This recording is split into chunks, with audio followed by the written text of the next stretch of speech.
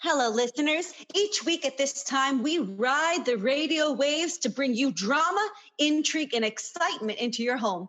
Tonight, from the pen of Raymond Chandler, outstanding author of crime fiction, comes his most famous character in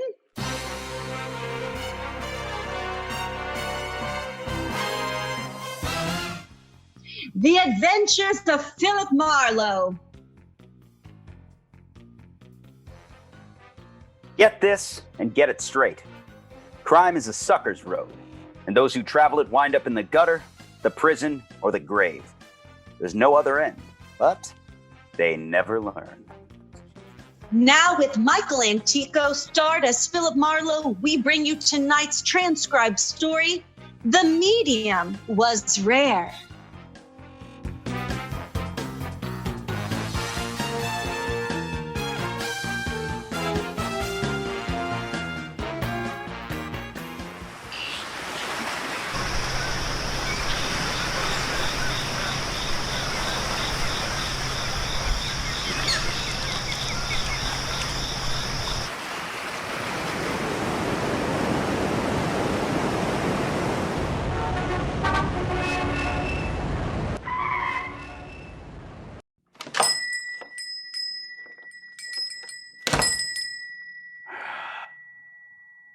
Out of here.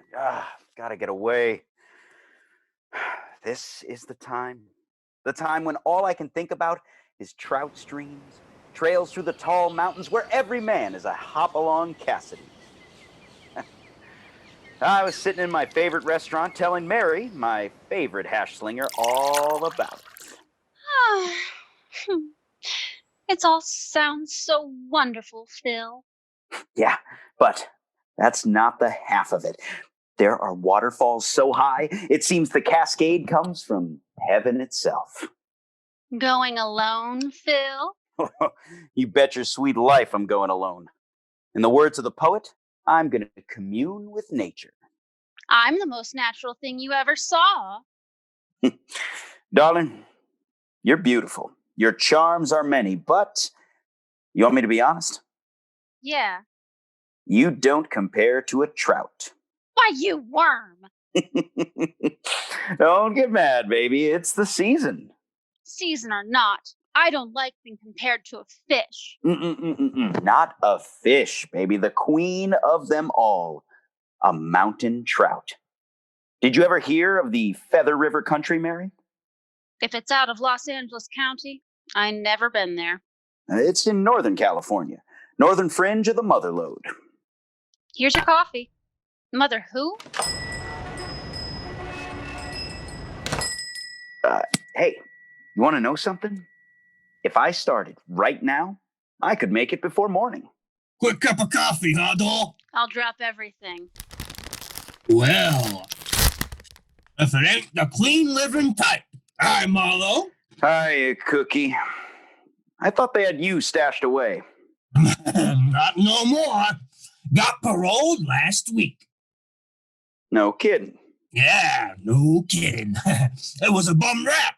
It sure was, if you're out this soon. Anything else? Yeah. When do you get off? A lot later than you do, 'cause you're getting off right now. Touche, girl. Yeah? What kind of crack is that? That's French for I'm on your team. Dames. You're trying to say something nice to him, and where does it get you? Yeah. Well, I gotta go, Cookie. I'm sorry to see you. Yeah. Wait. I'll go with you. Thanks, Mary. Yeah, you bet, Phil. Give my regards to the fish. I'll leave you a nickel, doll. Better keep it. The other buffalo will miss ya.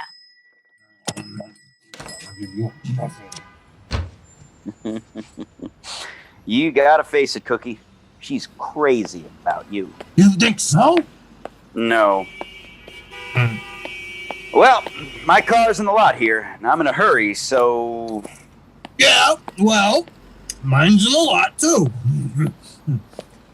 Listen, Marlow, I was just wondering, you get around.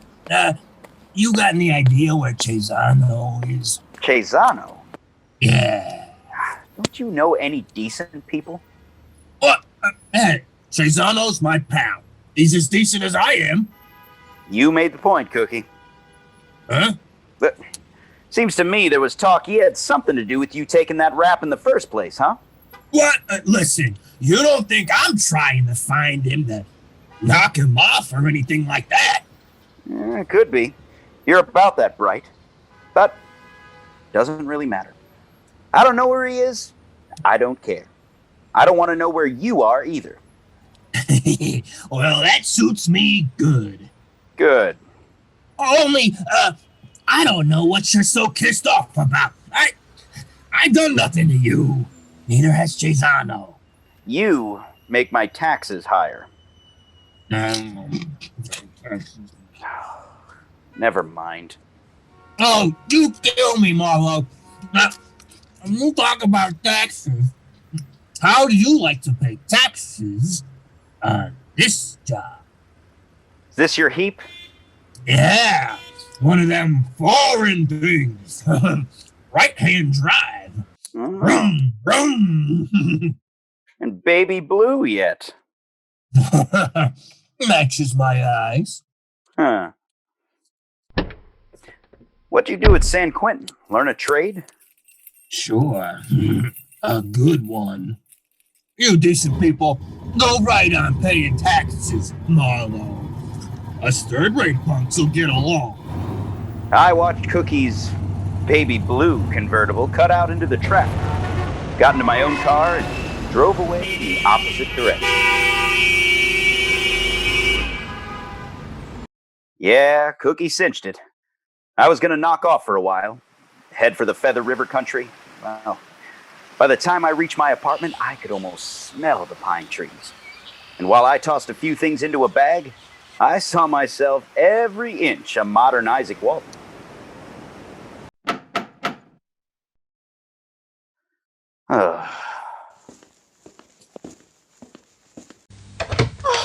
You're Phillip Marlow? That's right. Oh, I'm so glad you're here. I've been calling you. Oh, I'm Lily Collins. Are you? Well, I told Pat not to wait. who's Pat?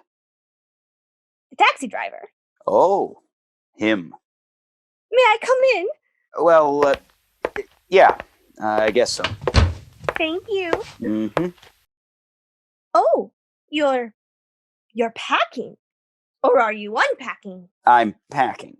I'm going to the Feather River country. Oh, but you can't. What? You can't be going anywhere.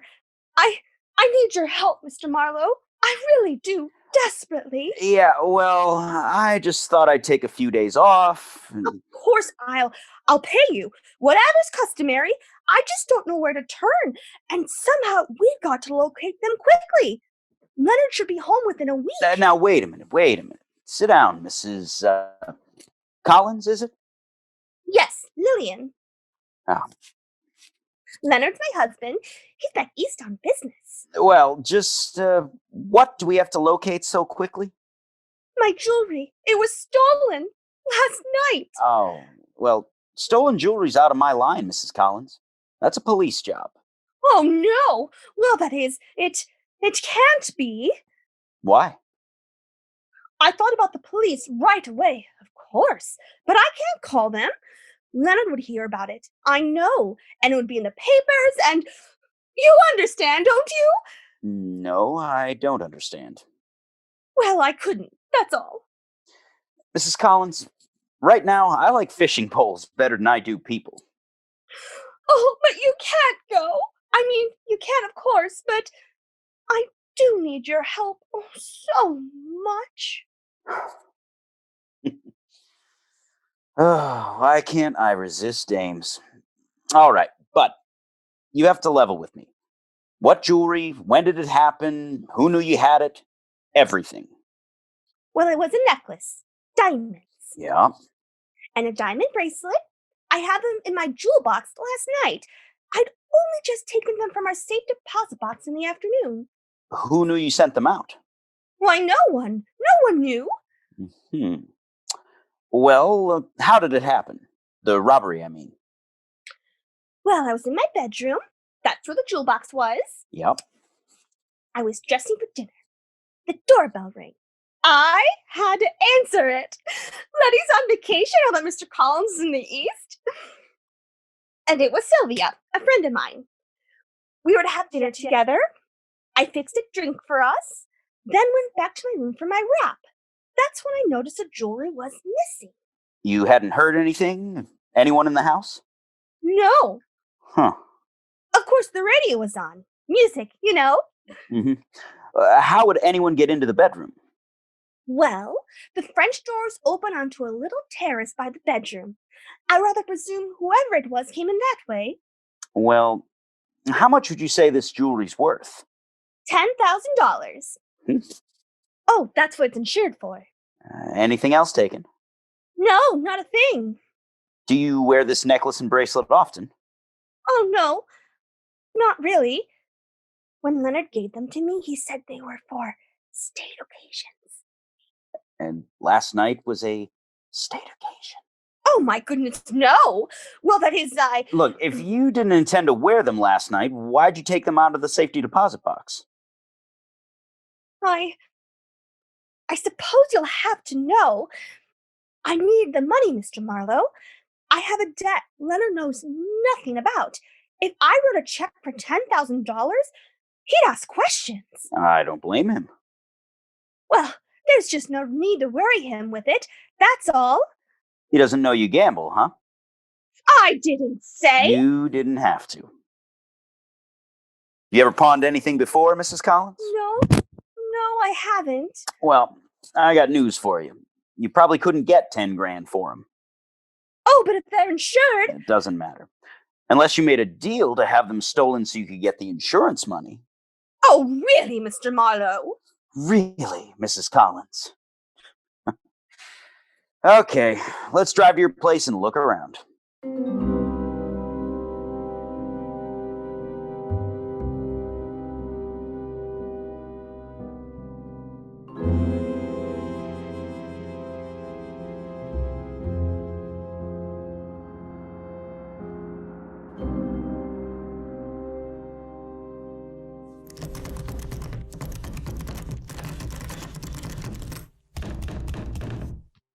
Yeah, these doors have been jimmied, all right.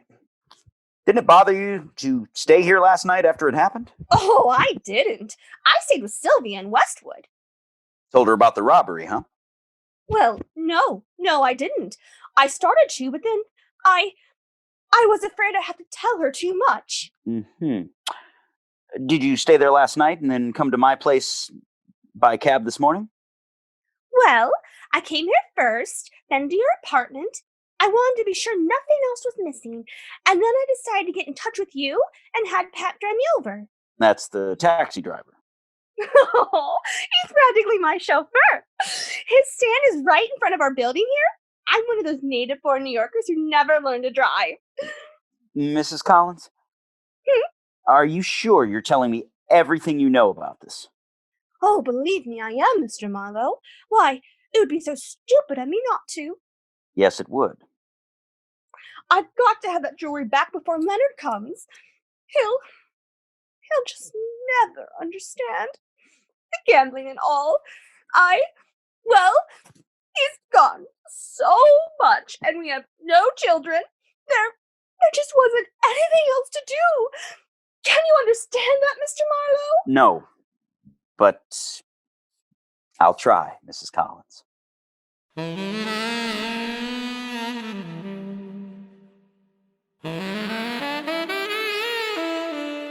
There was something tragic about her. A woman of means and advantage who was husbandless part of the time and childrenless all of the time. I suppose that isn't an easy life, but surely there must be other ways to fill the emptiness, huh? Well, Lillian packed a small bag and asked me to drive her to Sylvia's. As we walked toward my car, a grinning taxi driver leaned out of his cab window. Take you somewhere, Mrs. Collins? Not this time, thanks, Pat. I'm preloaded. Okay, but don't make it a habit. I gotta make a living, you know. I know. See you later, Pat. He's awfully nice, Mr. Marlowe. Yeah, he seems to be. Tell me about your friend Sylvia. Oh, well, there isn't much to tell. She's a nice person. A widow. Oh, she lives just a block or two from here. Turn on Wilshire, to your left. Okay. Tell me, does Sylvia have money? I guess so. She seems to anyway. Has a lovely apartment, a nice car. All the singles anyway. Why? I just wondered.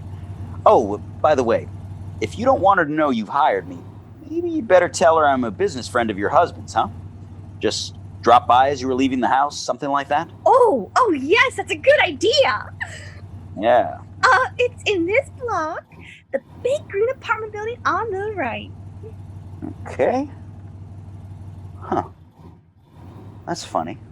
Is it? Yeah. Oh, here's a parking place. Wonder what Cookie's doing around here. A friend of yours? No, not possibly. That car parked there. Foreign job, baby blue. It's Cookie's, all right. Oh. Sylvia's apartment is the first one on this side. You really don't have to come in, Mr. Marlowe. The name's Murphy, remember? Old friend of your husband's. Yes, that's right.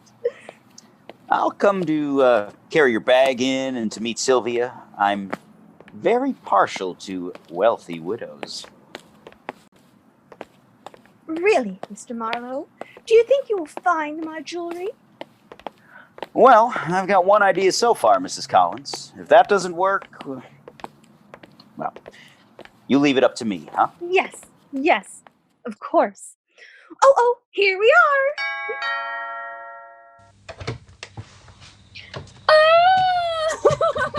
Oh, little darling. I'm so glad you're back. Ooh, hello. Hello. Sylvia, this is Mr. Murphy. Oh, yes, of course, Mr. Murphy. Sylvia Jennings. How do you do, Mr. Murphy?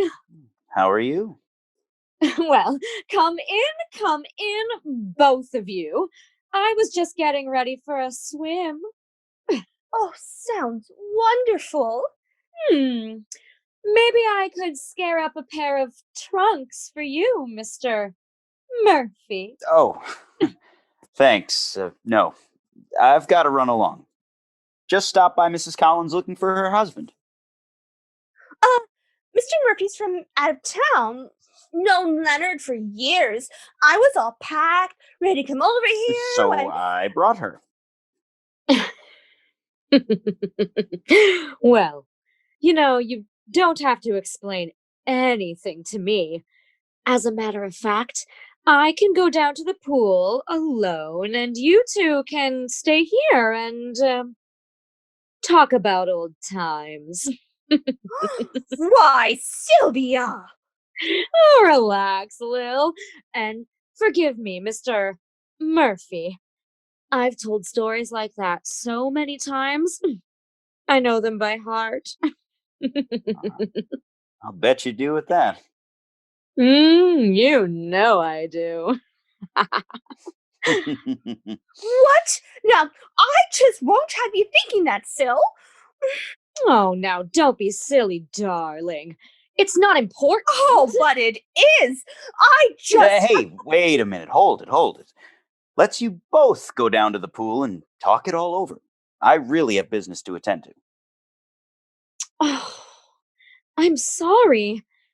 I'm really sorry.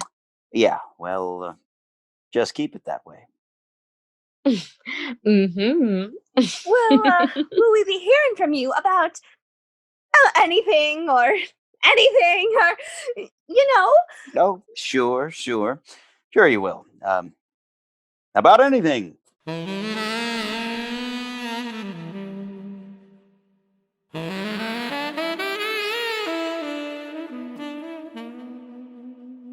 About that Sylvia. Well, the case was beginning to have its compensations. But I didn't figure Lillian Collins at all. Sometimes I thought she just lied in her teeth, and sometimes I knew she was just a bewildered dame who'd had her jewels lifted.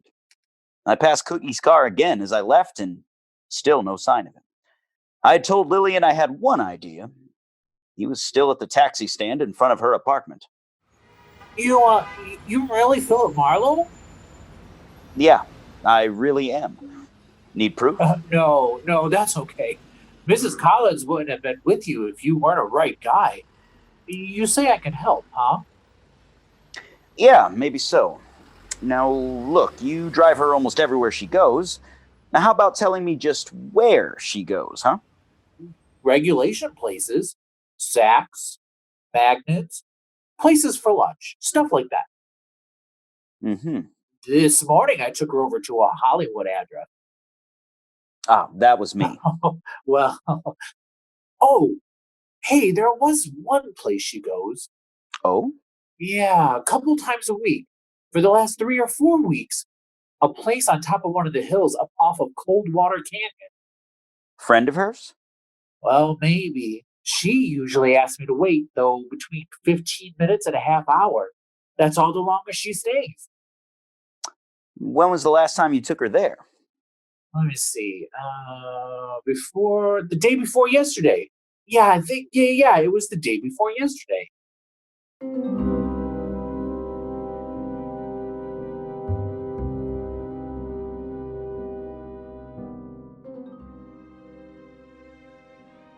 I followed Pat's instructions through every devious curve to the top of Coldwater Canyon. The thing that interested me most was not what was ahead, but what or who was behind me in the big, expensive car. The sun was hitting the windshield just right to obscure the driver. I slowed at the isolated address, noticed another big car parked in front. When I stopped, the car behind me stopped. A well-dressed woman got out and went into the house. As she did, she passed another well-dressed woman coming out. It looked like a change of shifts.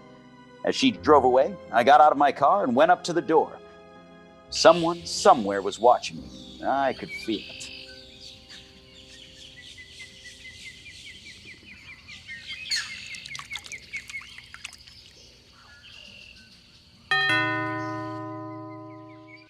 Yes, Oh, hello. I do not believe you have an appointment, sir. Oh, no, I didn't think to make one. Excuse me, please. One moment.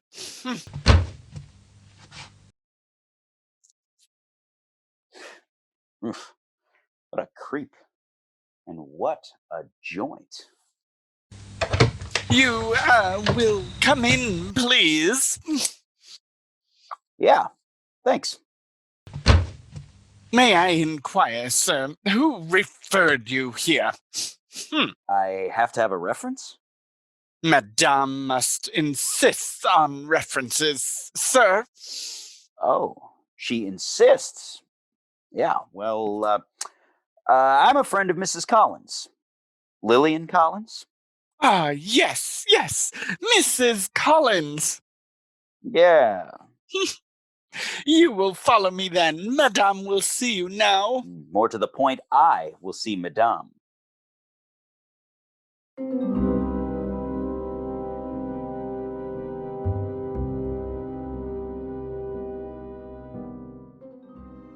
I follow the Peter Lorre character down a darkened hallway.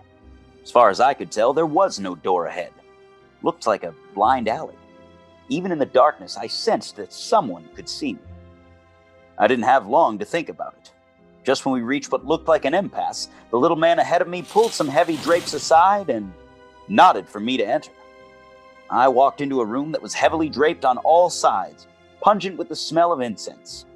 And studying me from across the room, a Grecian-robed woman seated beside, so help me, a crystal ball.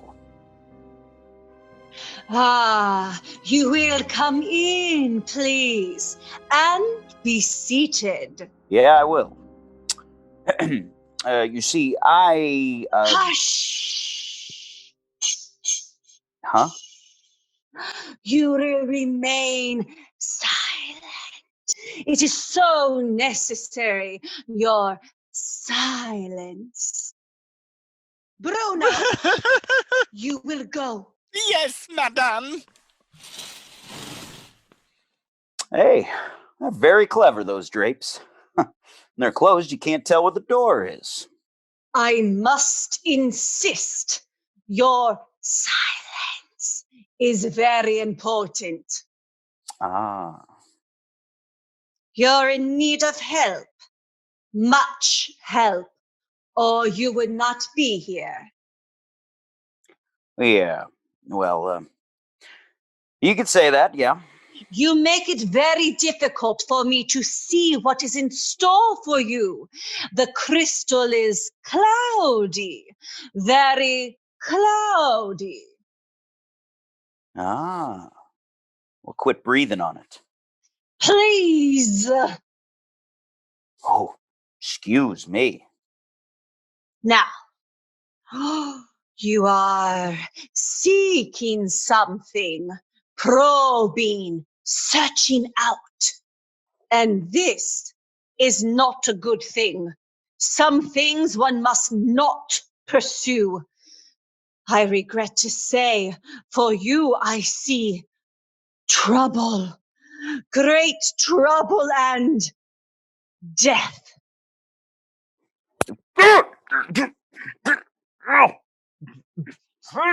Ah, you are in need of rest, my friend. Rest and sleep. A long sleep. Bruno will help you. Bruno will help you to sleep.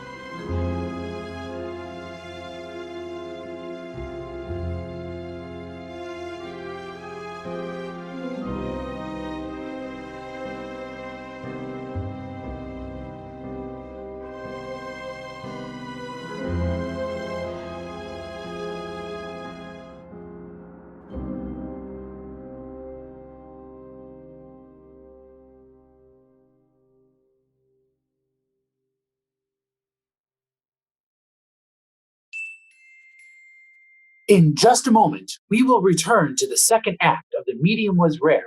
But first, through the years, the United Way has been there in your community, supporting hospitals, after-school programs, and other important social services. Today, with the country rising to meet a challenge of pandemic proportions, the United Way is still here. If you can, give generously for your families, your community, and the nation. And now with our star Michael Antico, the second act of The Medium Was Rare.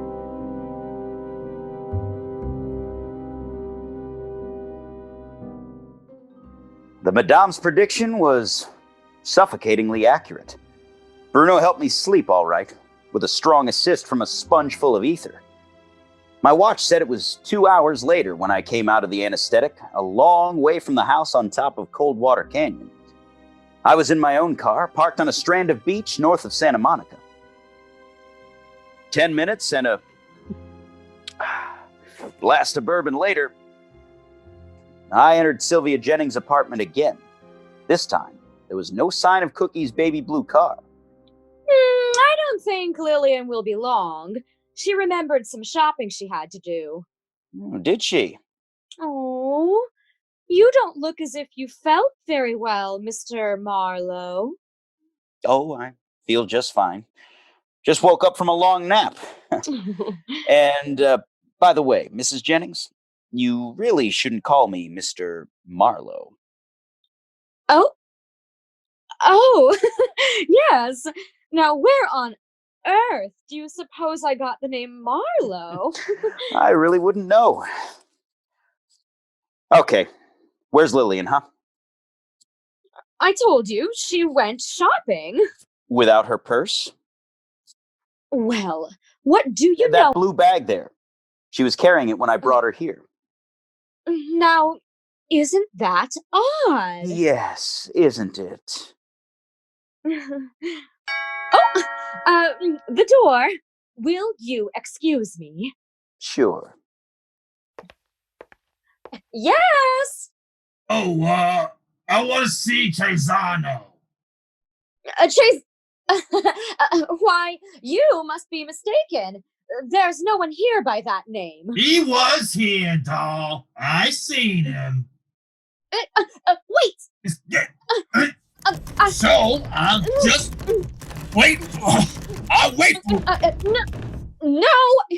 You can't come in here!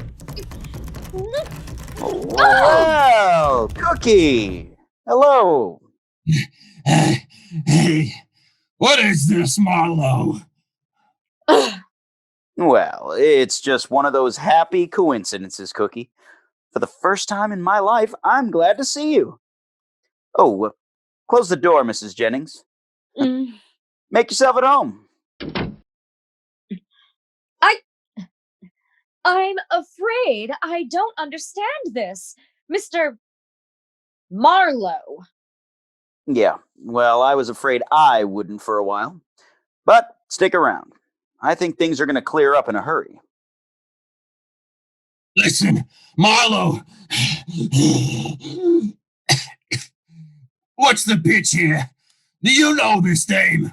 Not as well as I'm going to. You sure you saw Chaisano here, Cookie? I'm sure. He left here about an hour ago with another dame. Listen, you. Keep quiet. Brunette Cookie?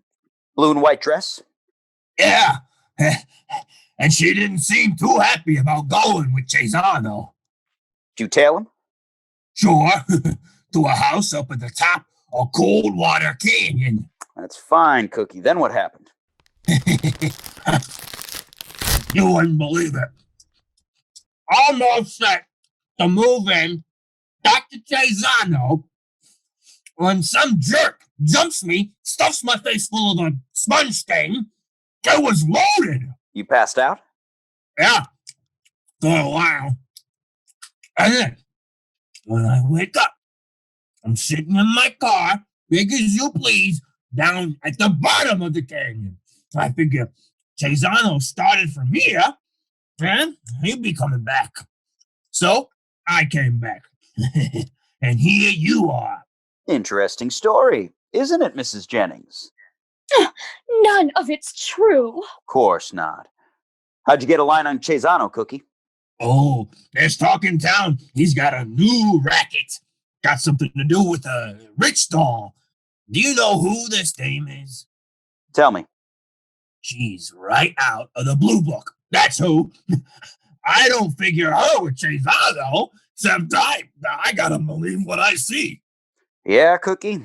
Me too. Then maybe you two will believe this gun if you see it. What? Stay where you are and keep the hands up. I knew I'd get to know you better, Mrs. Jennings. Now, stop me if I'm wrong.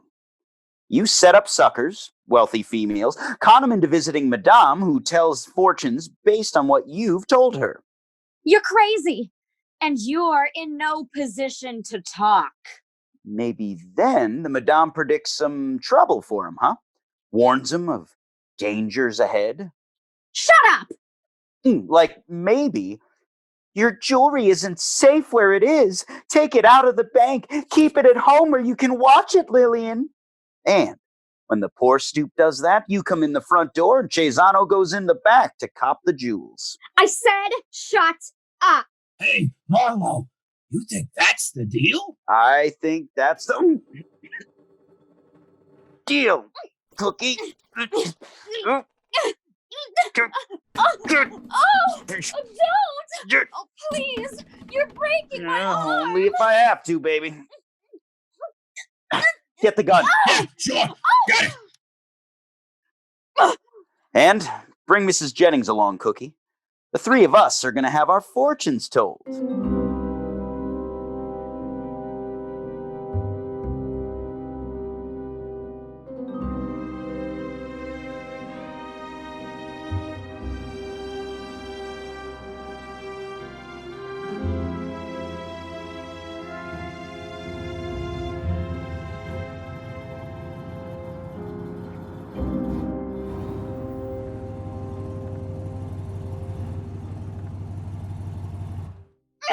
How about that Cesano? What a slick deal he's got. I didn't figure him for so smart. He's a big brain, all right. And wait till he hears we're cutting in on him. Sharing the tape. Huh? This way, everybody makes dough.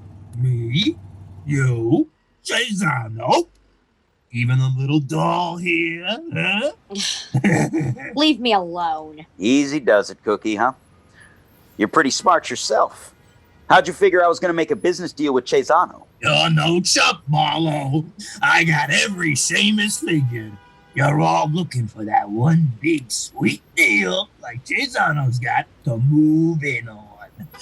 It's natural. Yeah, you're right. Cesano will never go for it. He's got no choice, doll. Oh, hey, watch it, Marlow. There's a geek in a prowl car ahead of you. Yeah, I've been watching him. Where's Mrs. Jennings' gun, Cookie? Right here, why? Give it to me a minute. You ain't gonna lug him? No, come on, give it to me. Well, okay, but I don't get you. Thanks. Boo! What? You hit him! Yeah, and that's not all.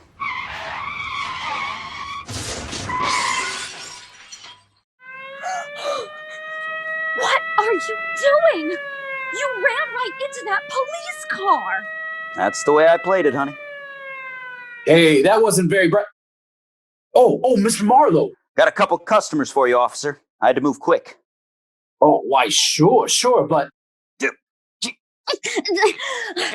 Oh, no, you don't. Yes, we do. The lively one's got a great racket. I'll tell you all about it later. You! Cookie over there wants to see his parole officer. you want me to take him in? I sure do. Tell your brethren to come to 6956 Canyon Rim, top of Coldwater Canyon, right away with their muskets loaded.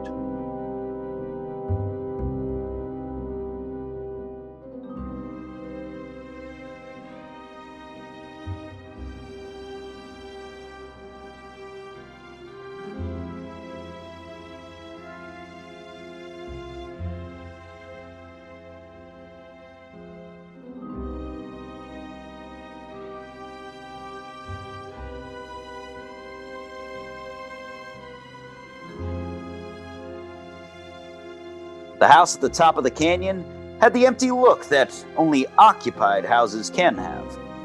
Cookie had tipped his hand just in time. I was better off traveling light. I knew I'd have no trouble getting in. Cesano was probably expecting me. I was so right. You're late, Marlow. Well, some days it takes me longer to come out of ether than others. You must have done a good job, Bruno. I always try, Mr. Cesano. Oh, believe me, Cesano, he's earned a promotion. Get the business over with. Well, madame, I didn't recognize you without your crystal ball. Never mind that, Marlow. Okay, I won't. Where's Lillian? She's resting. Ah. Look here, Cesano. Your nasty little racket here is one thing, but kidnapping is another, huh? Yeah, and murder is something else again. You forced us, Mr. Marlowe. I warned you not to probe. Cesano, listen. I'm not kidding. you've done anything to Lillian, I'll take you. And She's perfectly safe. She's not been harmed. Yet. That's right. Not yet. she better not be. Oh, there you are, Lillian. What? She can't be. There's no one there. It's an old gag, Cesano. Gives me a chance at my gun. Now, the three of you stand over there by the windows. Now look, Marlowe. No! You look. You and Bruno and Madame take a good look out the window and let me know when the law arrives. You know, Madame, even without your crystal ball, I can see trouble for you both. Much trouble.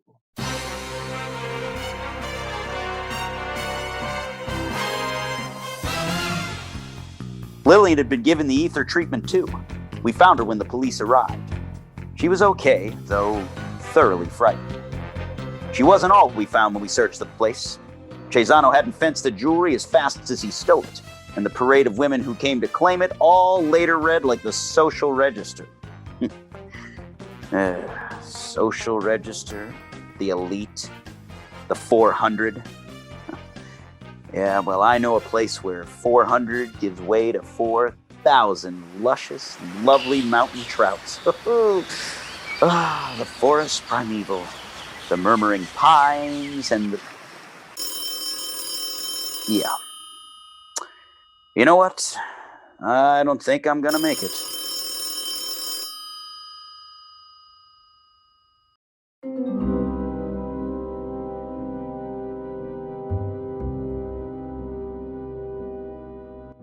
The Adventures of Phillip Marlow, bringing you Raymond Chandler's most famous character, was transcribed by Cliff Howell and written for radio by Kathleen Height. It starred Michael Antico, and the cast included Sadie Portman, Benjamin John Gates, Annalie Kernock, Anthony Salentino, Stephanie Feiger, Ian Heffley, and Christine Zavakis. Produced by Jordan Malin and directed by Kimberly Weston, with sound designed by Sadie Portman and Nick Cox. This is Quarantine Radio 19.